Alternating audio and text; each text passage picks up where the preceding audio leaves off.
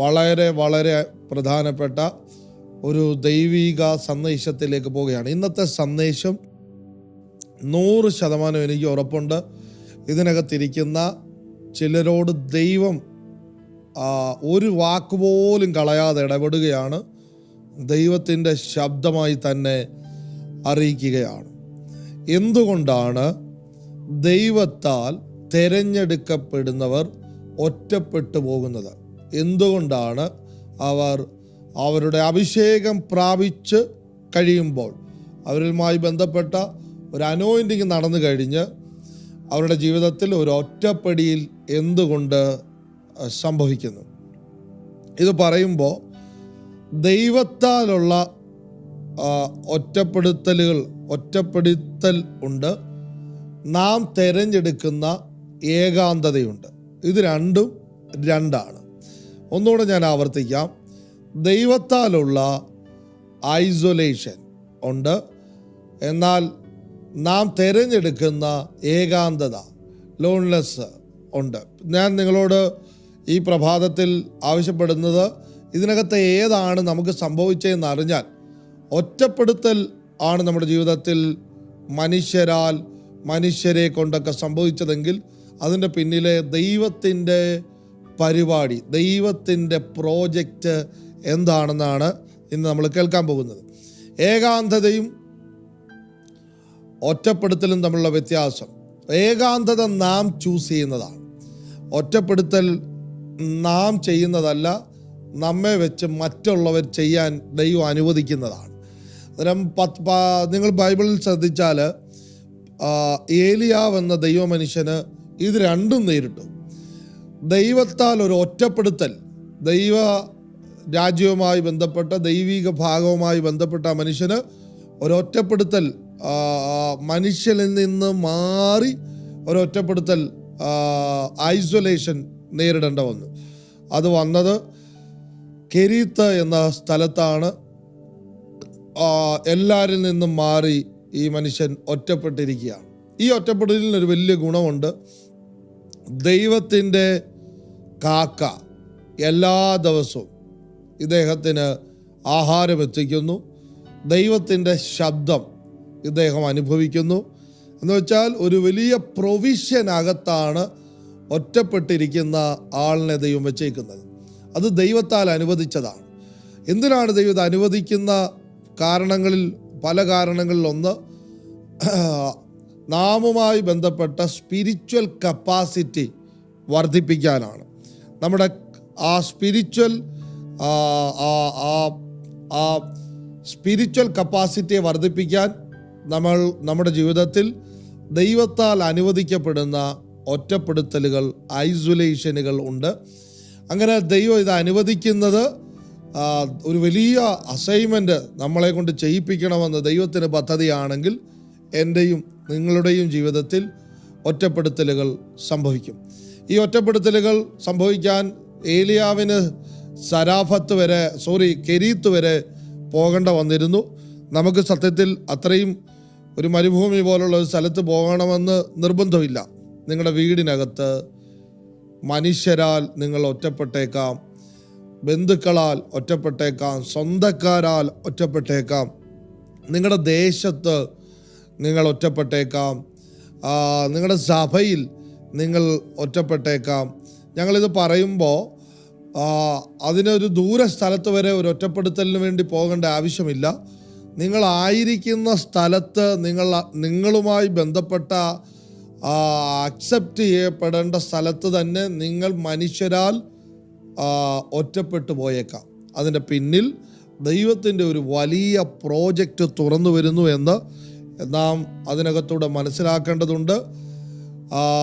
2, ഏകാന്തത എന്നത് നാം തിരഞ്ഞെടുക്കുന്നതാണ്. അത് ദൈവം അനുവദിക്കുന്നതല്ല. ചിലർ മനുഷ്യരിൽ നിന്നങ്ങ് മാറി, അവർ വിഡ്രോ ചെയ്ത് മനുഷ്യരിൽ നിന്നങ്ങ് ദൂരെ പോകാൻ തന്നെത്താൻ ശ്രമം നടത്തും. ബൈബിളിൽ ഏലിയാവ് അങ്ങനത്തെ ആളായിരുന്നു. ഏലിയാവിൻ്റെ കൂടെ ഒരു ബാല്യക്കാരനുണ്ടായിരുന്നു. ബാല്യക്കാരനെ ദൂരെ ഇരുത്തിയിട്ട് ഏലിയാവ് തന്നെ മാറിപ്പോവുകയാണ്. ആ ഫെലോഷിപ്പ് കട്ട് ചെയ്തിട്ട് ഏലിയാവ് ദൂരത്തേക്ക് മാറുമ്പോൾ സംഭവിക്കുന്നത്, ദൈവം അനുവദിക്കാത്ത ഒറ്റപ്പെടുത്തലുകൾ, ദൈവം അനുവദിക്കാത്ത തനിച്ചിരിപ്പിലേക്കാണ് താൻ പോയത്. ദൈവം അനുവദിക്കാത്തതായതുകൊണ്ട് സംഭവിച്ചത് ഏലിയാവ് തെരഞ്ഞെടുത്ത ഏകാന്തതയാണ്. അതിനൊരു കുഴപ്പമുണ്ട്. അത് കുറച്ച് കഴിയുമ്പോൾ നിരാശയിലേക്ക് പോകാൻ സാധ്യതയുണ്ട്. നാം തന്നെ ഒരു ഏകാന്തത തിരഞ്ഞെടുത്താൽ ആ മനുഷ്യരിൽ നിന്ന് മാറുന്നു, ഈ മനുഷ്യരിൽ നിന്ന് മാറുന്നു. ബാല്യക്കാരൻ ഒരിക്കലും ഏലിയാവിനെ വിട്ടുപോകാൻ താല്പര്യമില്ലാത്ത ആളാണ്. പക്ഷേ ബാല്യക്കാരനെ മാറ്റിയിരുത്തിയിട്ട് ഏലിയാവ് ആ ഏകാന്തത തിരഞ്ഞെടുക്കുമ്പോൾ സംഭവിക്കുന്നത് പിന്നെ ഏലിയാവിൻ്റെ പ്രാർത്ഥനയുടെ മൂഡ് മാറുവാണ്. പ്രാർത്ഥനയുടെ മൂഡ് എനിക്ക് ജീവിക്കേണ്ട, മരിച്ചാൽ മതി എന്ന് വെച്ചാൽ ഒരു സൂയിസൈഡ് ഏരിയയിലേക്ക് താൻ കയറുകയാണ്. ഒറ്റപ്പെടുത്തലുകളിൽ നിങ്ങൾ മനസ്സിലാക്കേണ്ടത് ദൈവത്തിൻ്റെ കരം അതിനകത്ത് അതിശക്തമായിട്ടുണ്ട്. എന്നാൽ ഏകാന്തതകളുടെ പ്രശ്നം, ഏകാന്തതകളിൽ ദൈവത്തിൻ്റെ കരം എന്നതിനേക്കാൾ നിങ്ങളുടെ ഭാവനയും ചിന്തകളും നൂറുകണക്കിന് ആളുകളെ സൂയിസൈഡിൽ കൊണ്ടുവന്ന് എത്തിച്ച പിശാചിൻ്റെ ഒരു വലിയ ആയുധമാണ് നാം തന്നെ തിരഞ്ഞെടുക്കുന്ന ഏകാന്തത.